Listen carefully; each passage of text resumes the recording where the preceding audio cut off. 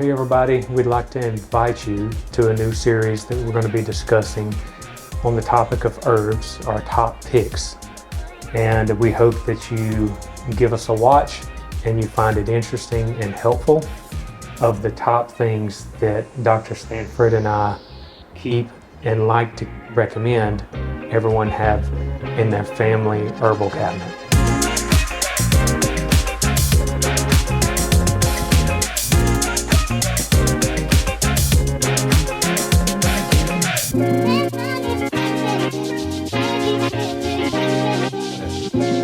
Dr. Stanford, you are an MD in Mississippi, and we have the opportunity to discuss some of our favorite herbs and botanicals that we like to keep in our herb and medicine cabinet.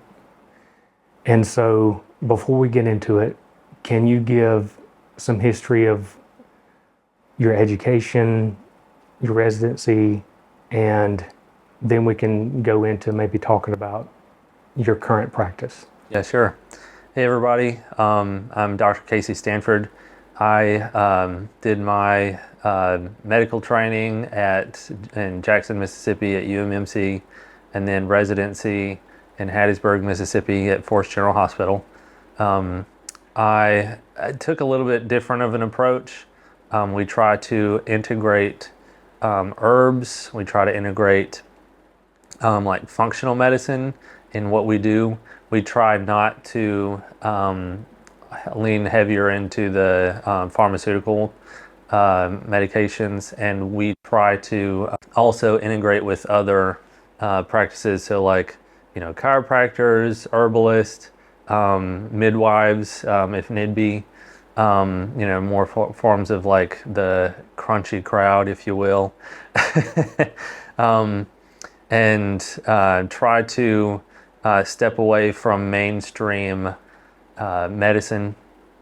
Our focus is on healing and trying to approach medicine from a holistic view.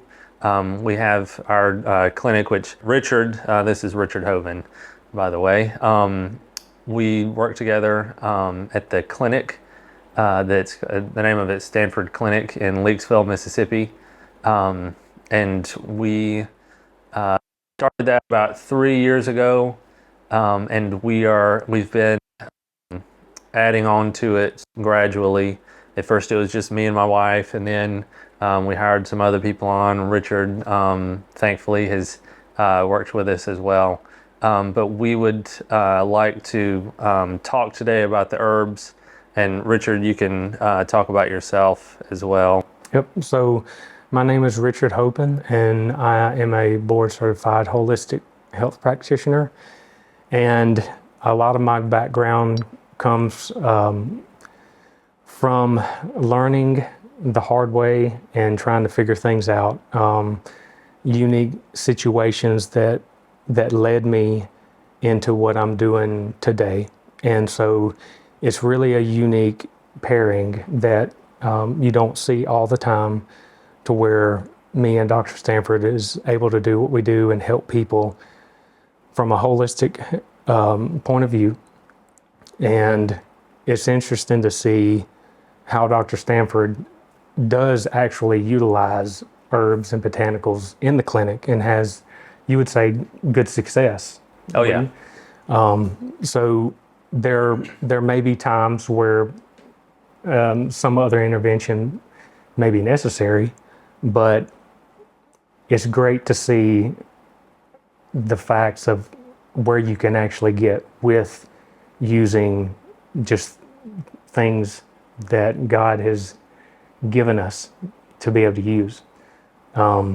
So it's an interesting pairing, and I'm glad to be a part of it.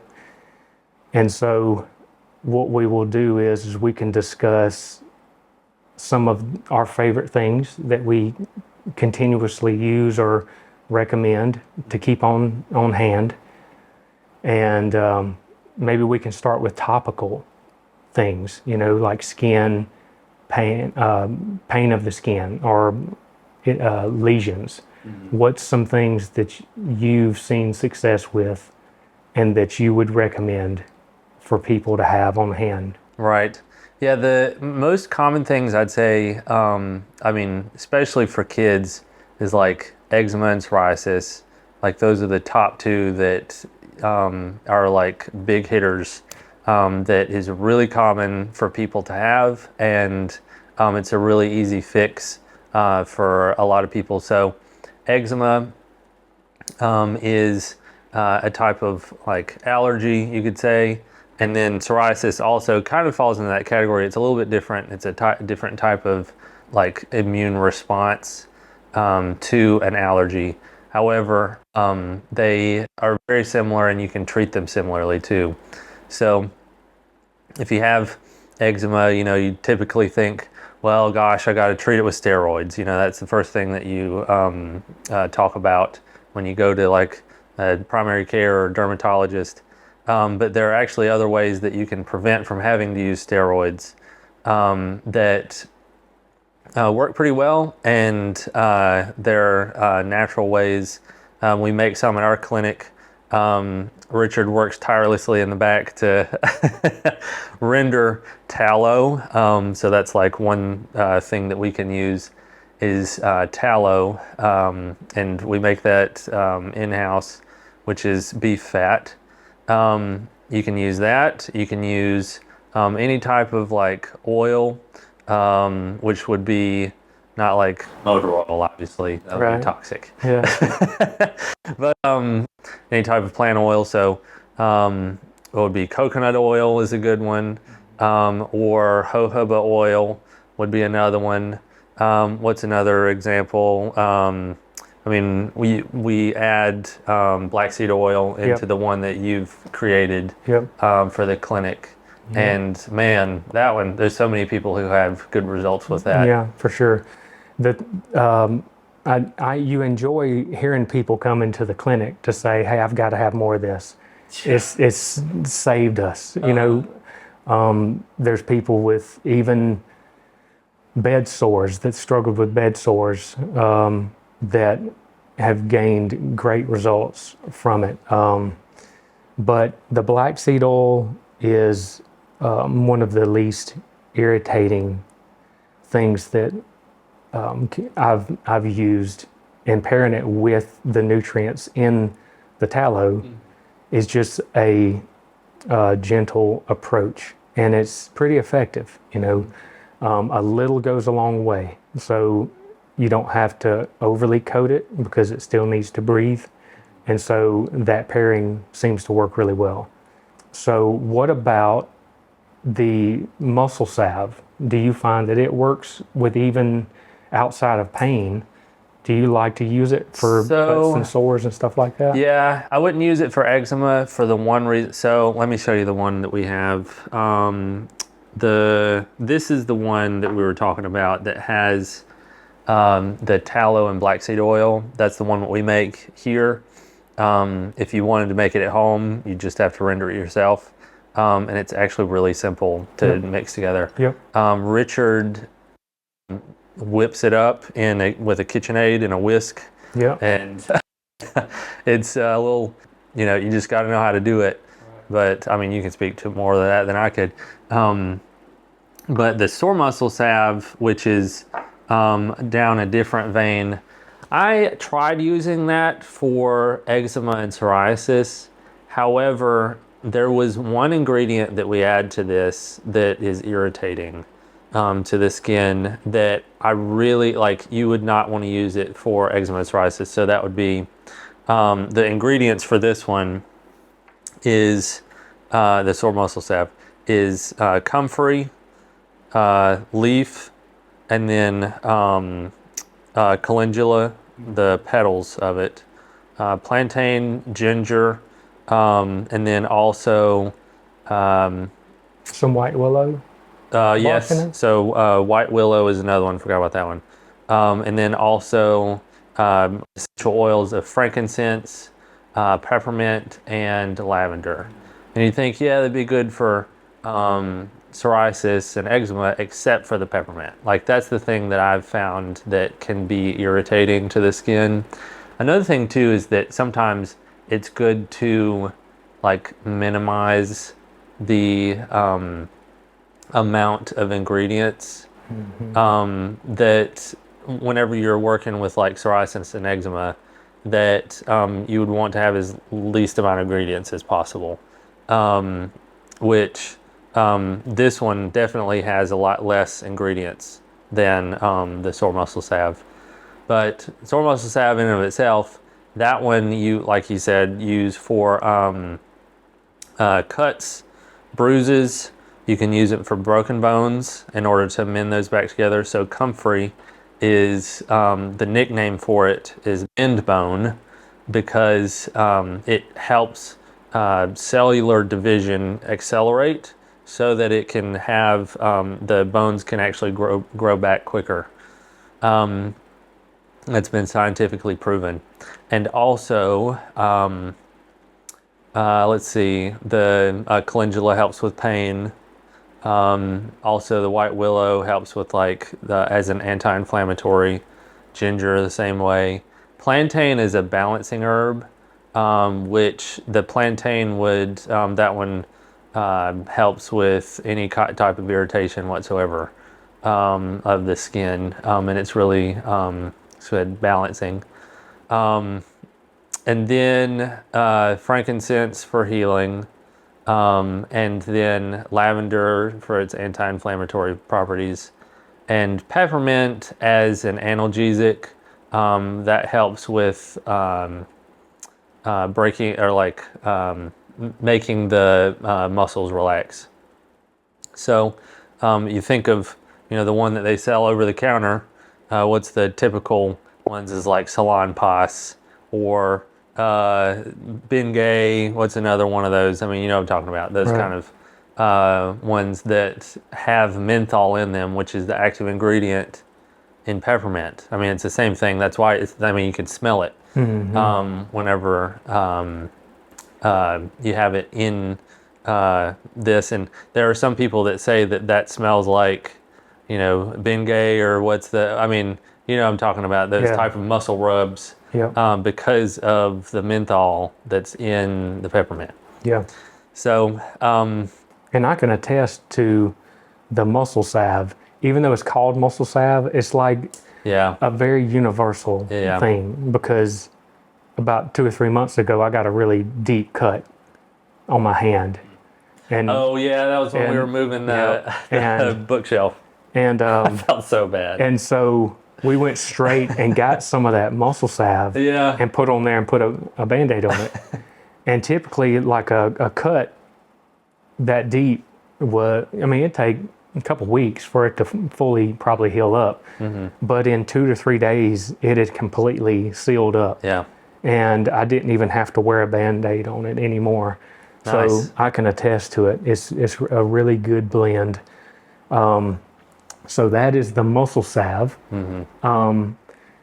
When it comes to maybe pains, like if somebody has joint pain Yeah. or muscle pain, we know we have the muscle salve. Is there anything that you really like to use other than the muscle salve, or is that primarily the main thing? Right. So you'd have to see like what the source is. So is it osteoarthritis, which would be, old Arthur messing with your joints. So that would be, if you're having, is it the particular joint or is it the muscles? You have to kind of differentiate those, because sometimes, you would need to target one versus the other. Yeah, it's a good one to like always have on hand, and we'll circle back around to this, I'm sure, because it's such a like universal herb, and it's good for so many other things too, is turmeric. So turmeric is like an orange. I think we have it here. Yeah, here's the root of it, and you can see it has like a brownish, like orangey color to it.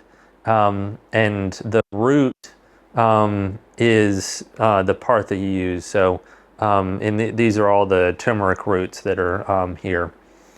And that is, it's been shown to be as effective or more effective than Tylenol for arthritis, for any kind of like inflammatory pain, and especially in the long term. Turmeric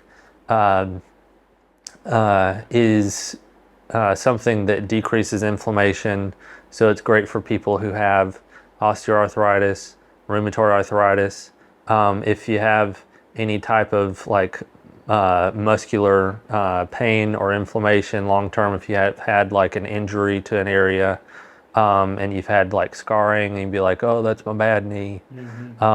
You can use this, and for like chronic pain, this is a really good thing to go for.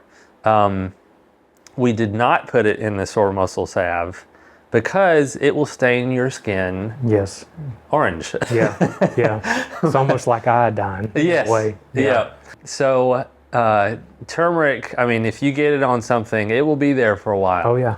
Like it will, some people use it, you know, if you want to get a type of tan, I guess, you could just rub it on you. Yeah. I knew a lady that she drank it as a tea, and her grandkid walked up to her and said, Mama, your teeth are orange. And she was embarrassed. Oh yeah. She didn't use it as a tea anymore after that. It's very stainable. Yes. Yeah.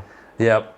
I think probably one of my go-tos that's pretty simple that people can make is if they had a jar, let's just say they have a jar like this, or even a mason jar at home.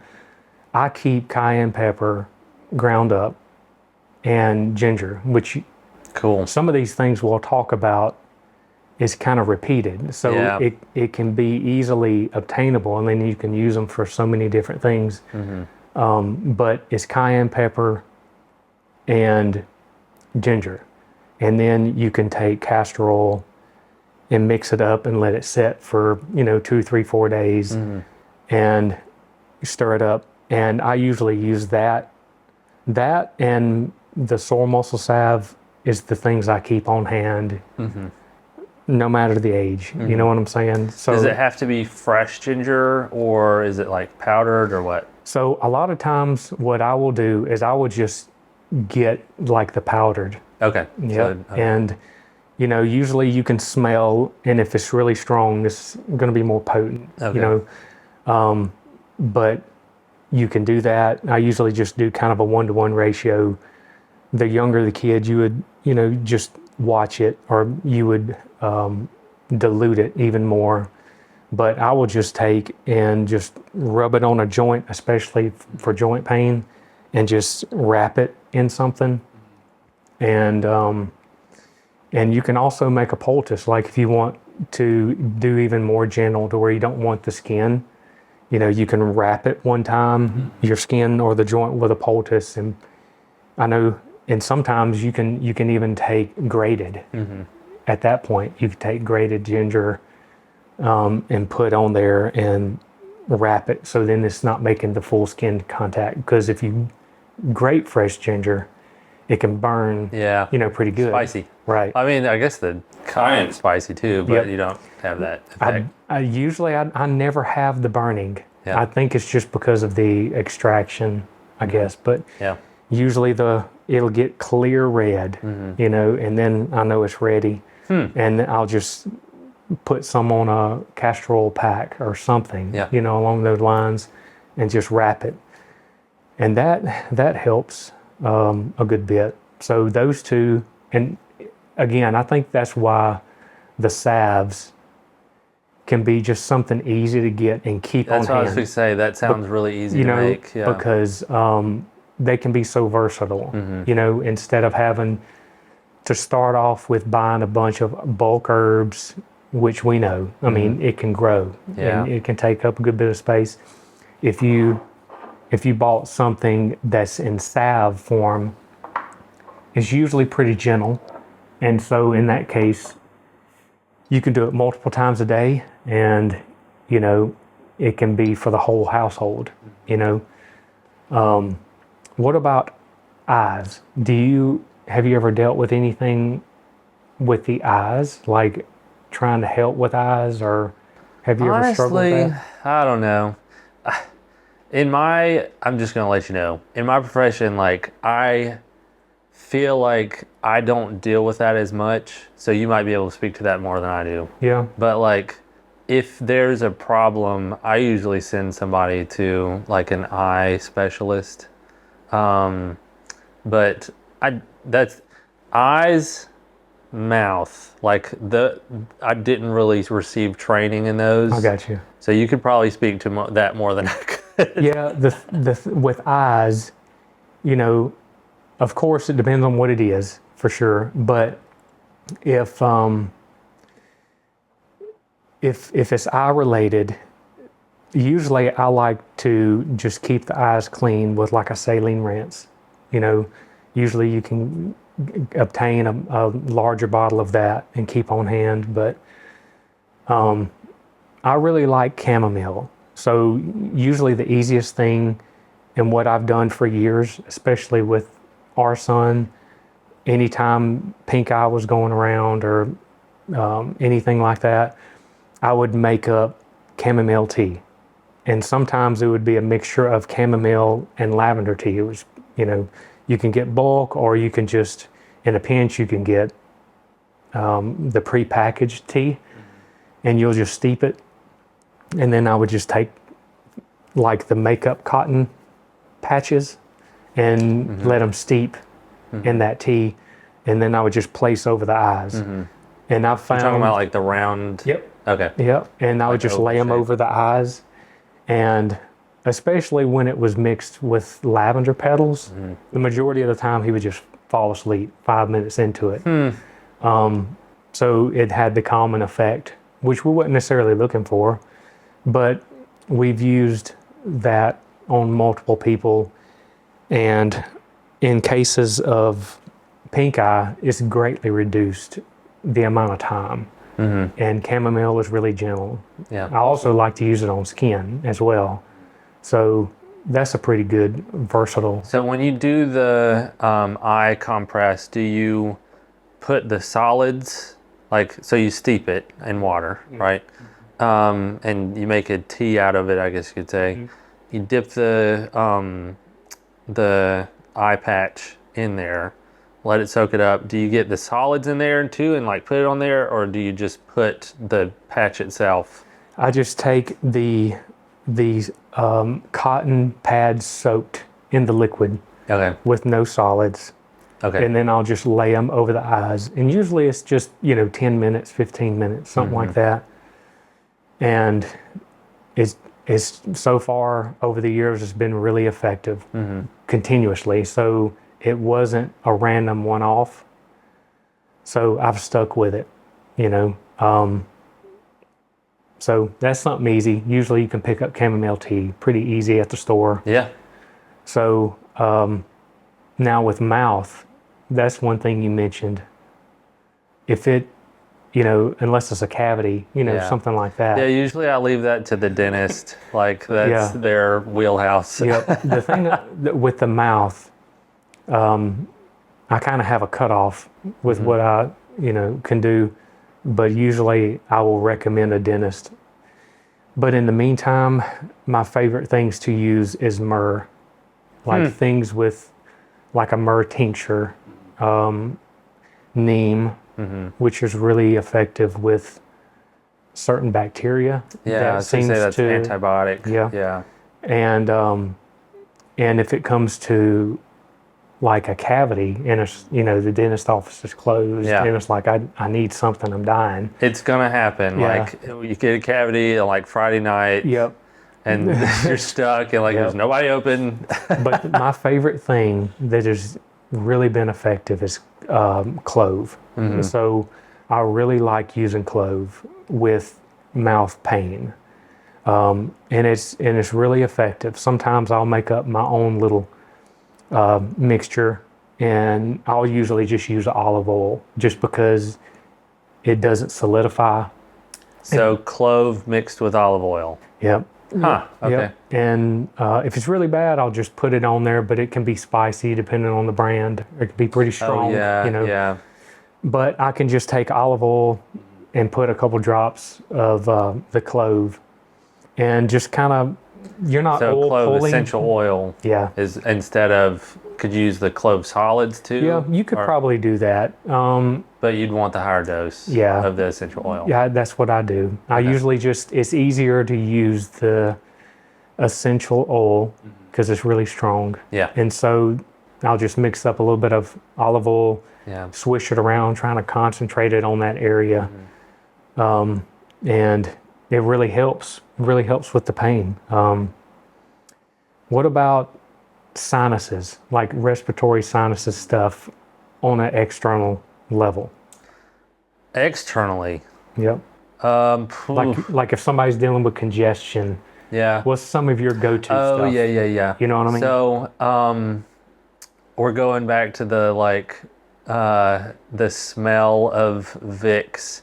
So that's something that, like, we did before. We wanted to make an herbal equivalent of Vicks Vapor Rub, because Vicks Vapor Rub obviously is like petroleum products, and which are carcinogenic, so they cause cancer in small quantities because of the petroleum amount that is in there.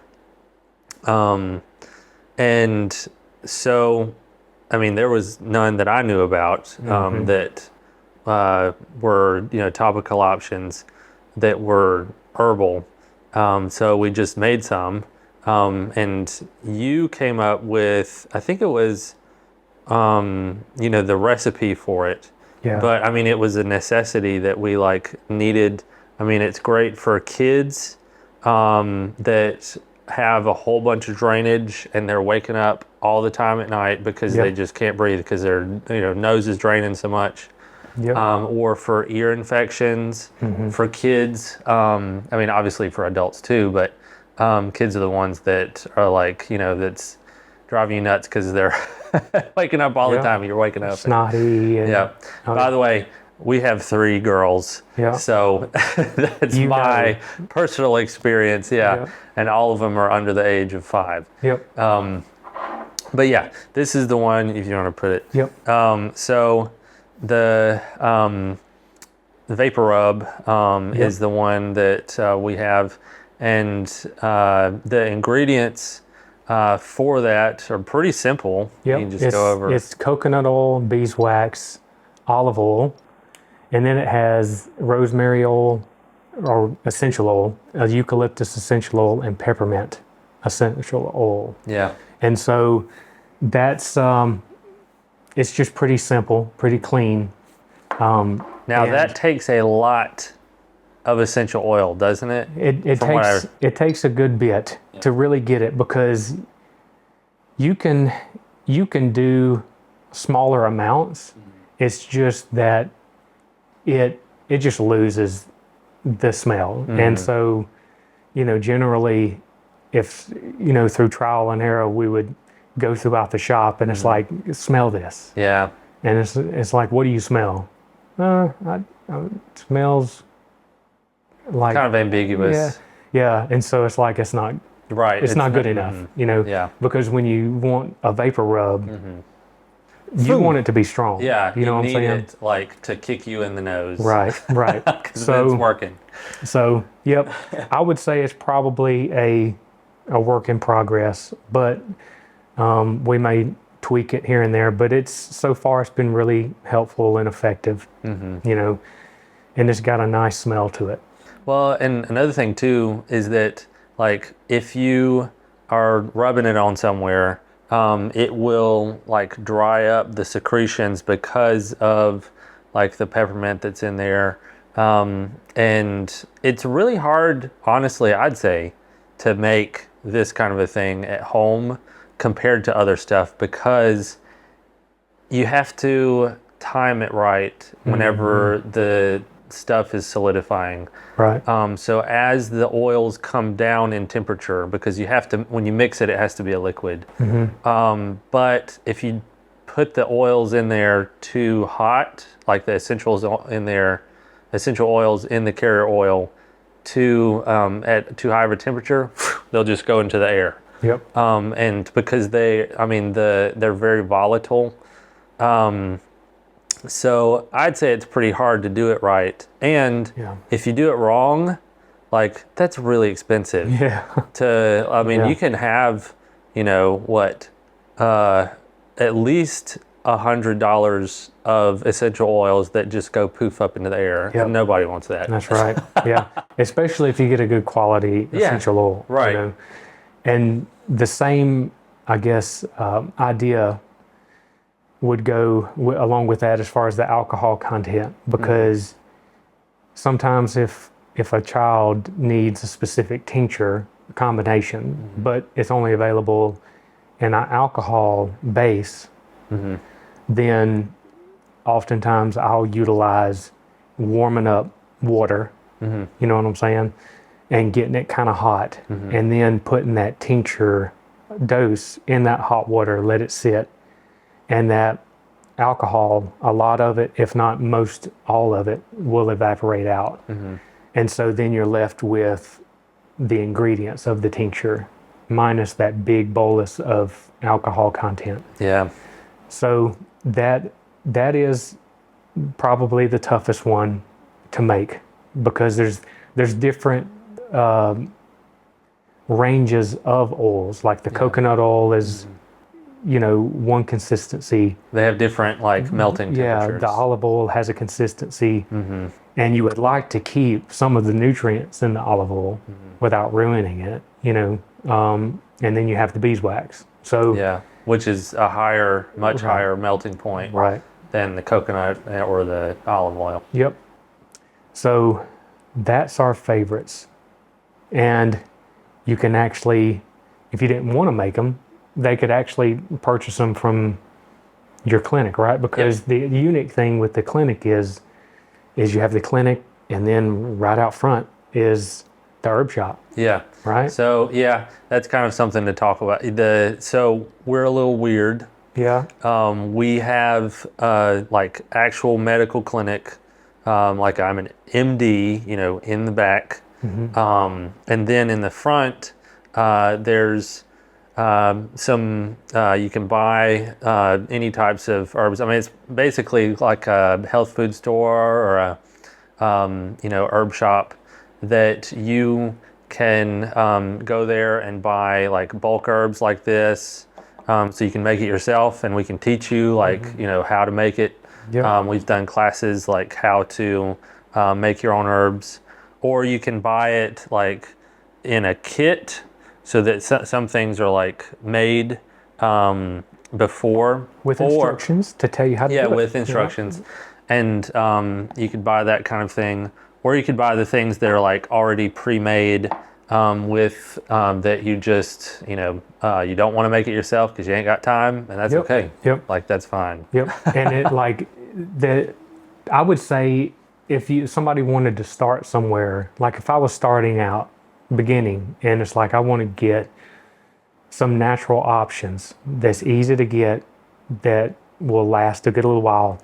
Me personally, I would just start with these 3 salves. Like you can go a long way with these. It's dealing with pain, muscle pains. This is the vapor rub is dealing with sinus congestion. Yep. And the skin calm is dealing with soothing the skin. Yep. And you wouldn't necessarily even have to have eczema or one of those things along those lines, even though it's been effective. Like it's pretty nutrient dense. Yes. So it can just help with even just keeping skin moisturized, So that would be our top picks, I would say. And I'd say that's one of the like highest selling things that we do, like that people like because it works, is those top 3, because they're small, and they keep on the shelf. Like you don't have to refrigerate them. They keep for, I don't know if they do have an expiration date, honestly, because we made some of this sore muscle salve for the first time, like, what was it, 5 years ago or something? And there's still people that use it, and they say that it works. I bought probably a couple of years ago, I bought one of the big jugs of it, and I'm still using it. Like it'll last a long time. It really will. And we do have the big, is this it? Yep. Yeah, this is the one that's like the big, that one's 16-ounce jar that people use. My parents, Yeah. they have gone through so much of that they've just gotten for free from me Yeah. because they like it and they use it. They use it for Yeah. my kids. They That's use right. it for like my grandmother, and obviously for themselves. Yep. But that's why we sell it also in the big jars, is because some people go through it so quickly. You can use it for lots of different applications.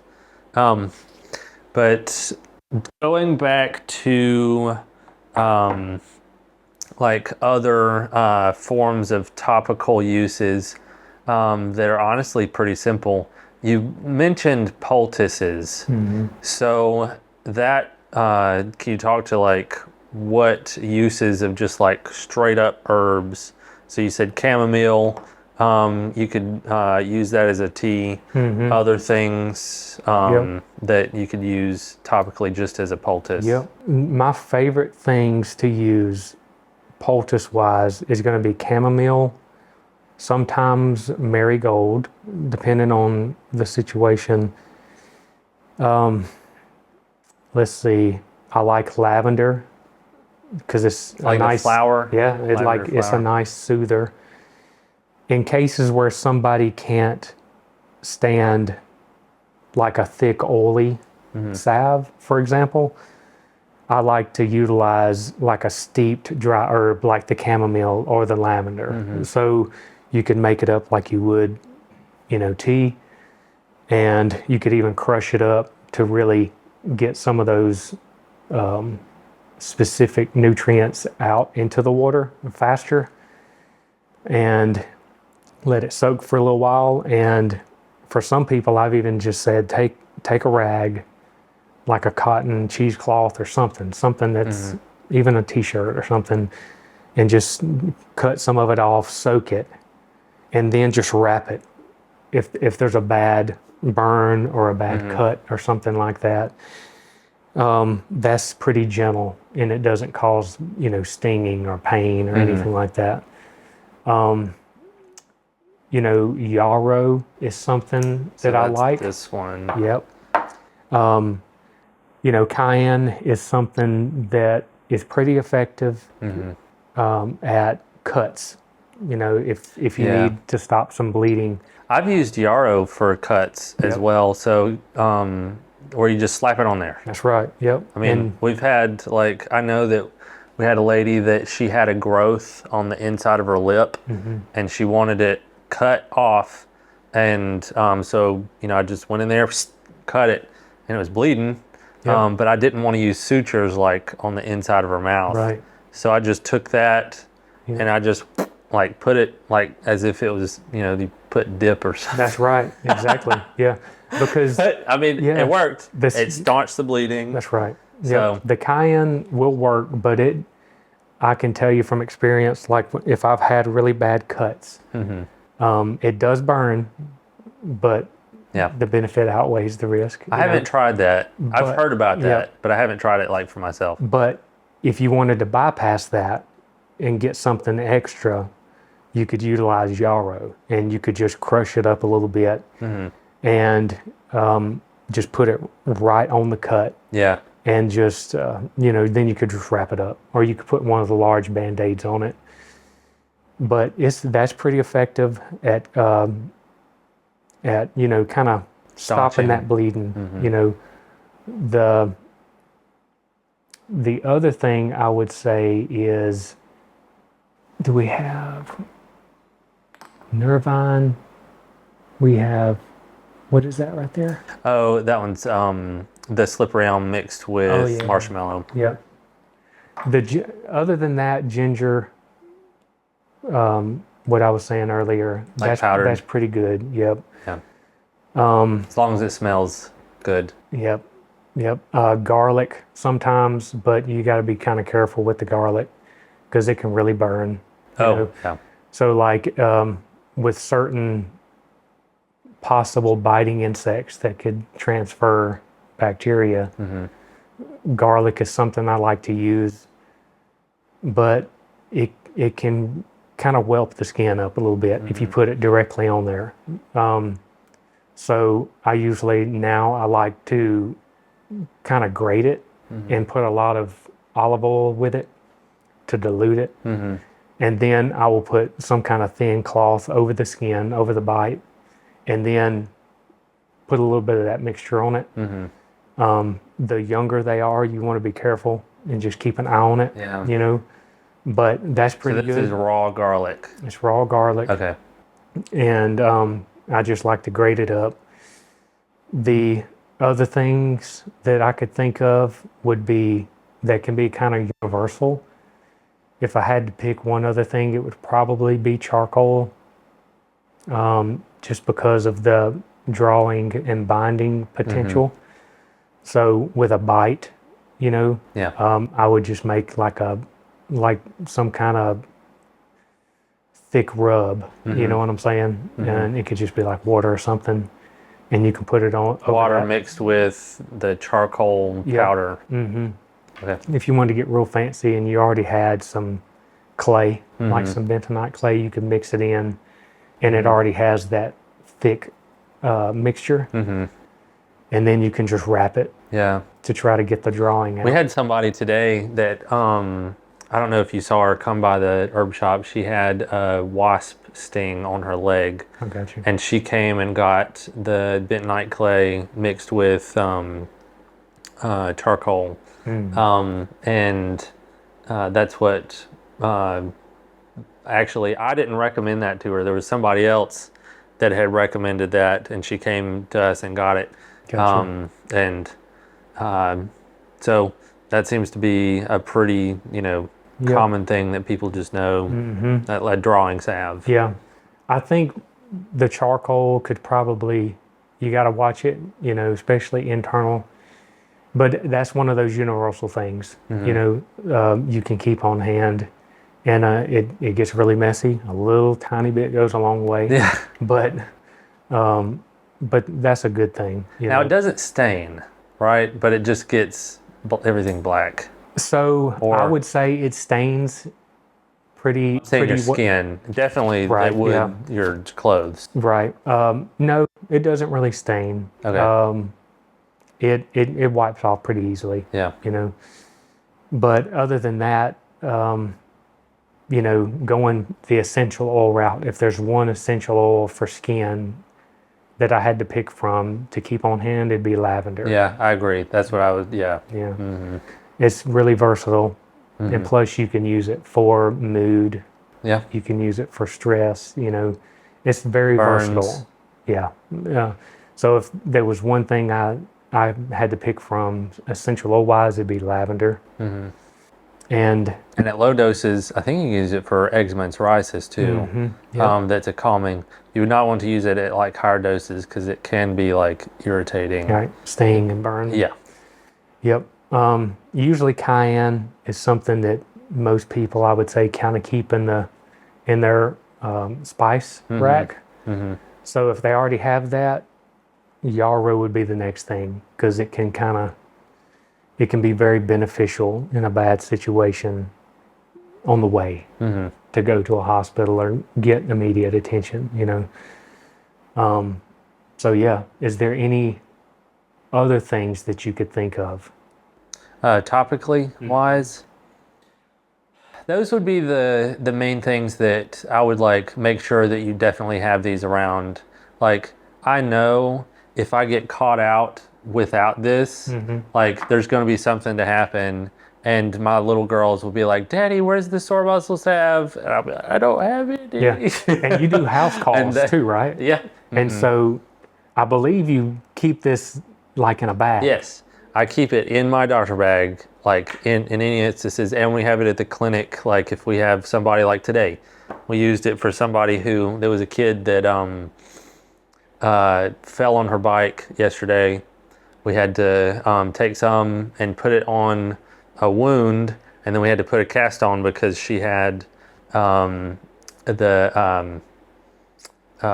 had fractured her ulna and her radius both when she fell off her bike.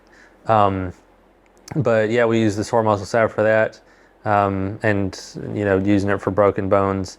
But that one would be the one to have on hand. Like, I would be in a bad way if I did not have it. Yeah. And then for people with like eczema and psoriasis, this would be a must. For either people who get sick easy, then the vapor rub, or kids, like Yeah. having kids. Right. That comes in clutch a lot Yep. of the time. And you don't want to get caught without it. Gotcha.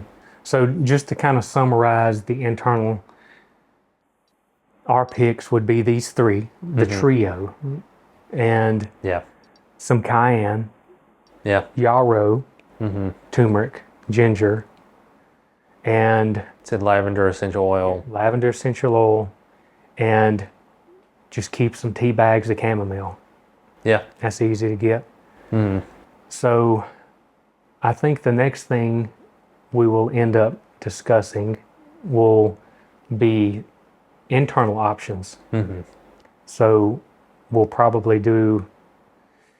we'll end this discussion, and it would probably be interesting, the next talk we have. So people might want to tune in for the internal, right? Yep. Of like medicines that you need, that would be that you would either ingest or use in other forms of internally. Yep. Okay. Yep. So good talk. Yep. Thank you, Richard. Thank you. Hey, this is Dr. Stanford and Richard Hoven. These are our top picks for things that are for psoriasis and eczema, for cuts, burns, and broken bones, and then also for congestion and sinus problems. Once again, Dr. Casey Stanford, this is Richard Hoven. You can go to our website, stanfordclinicandherbshop.com, and see the products that we have there. You can purchase them from anywhere across the United States. And you can see what inventory we have. Our ingredients are listed on there. And if you have any special requests, we can also go for that as well. Like us on Facebook and Instagram, and follow us as well.